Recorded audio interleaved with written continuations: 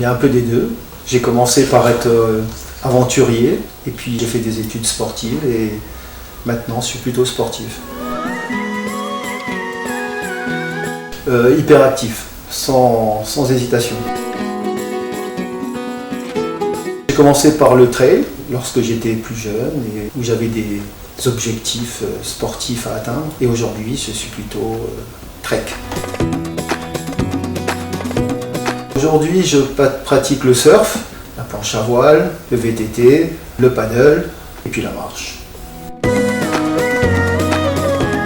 Le trail des gazelles, c'est avant tout une rencontre avec une personne qui m'a beaucoup touché, qui m'a beaucoup ému et j'ai voulu apporter ma contribution, mes connaissances.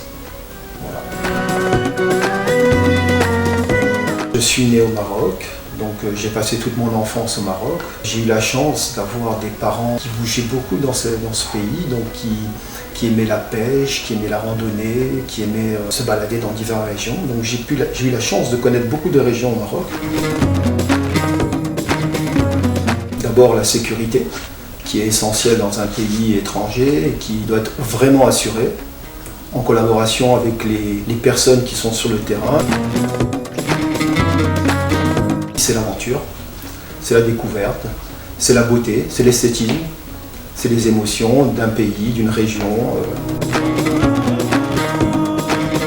3 jours de marche, 60 km environ au total, qui sont répartis 20 km par jour, 10 le matin et 10 l'après-midi. Le premier conseil, ce serait d'être présente au briefing sportif. Alors ce briefing, il est lors de la première rencontre, c'est-à-dire le premier jour du trek, il est fait en général toute l'équipe réunie avec toutes les participantes et on projette en général le parcours, on projette les informations. Je pense qu'il faut avoir un minimum d'entraînement, un minimum bien sûr. Il faut être capable de marcher pendant 2-3 heures. Il y a quand même 3 groupes principaux lors de la marche. Il y a un premier groupe qui est assez dynamique, un deuxième groupe qui marche normalement, on va dire ça entre guillemets, puis un dernier groupe qui est un peu contemplatif, qui préfère regarder le paysage, faire des photos. En termes de spécificité vêtements, il y a une base qui est commune à tous les treks. Évidemment, il faut des bonnes chaussures, une tenue qui est adaptée à la marche. Maintenant, tous les équipements sportifs sont en matière technique, mais bien entendu, les différentes températures, que ce soit dans le sud ou en pleine montagne, sont différentes.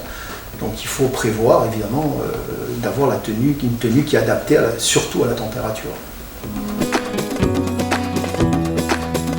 Alors les gazelles ne portent pas leur sac pendant la marche, leurs sacs avec leurs effets personnels sont transportés par dromadaire. C'est le moment du départ, quand on doit se séparer, quand on doit se retourner à la vie normale. On a beaucoup d'images et on a beaucoup de regards qui se croisent à ce moment-là, avec beaucoup d'émotions. Une belle région, avec beaucoup d'émotions, mais ça reste un peu secret quand même.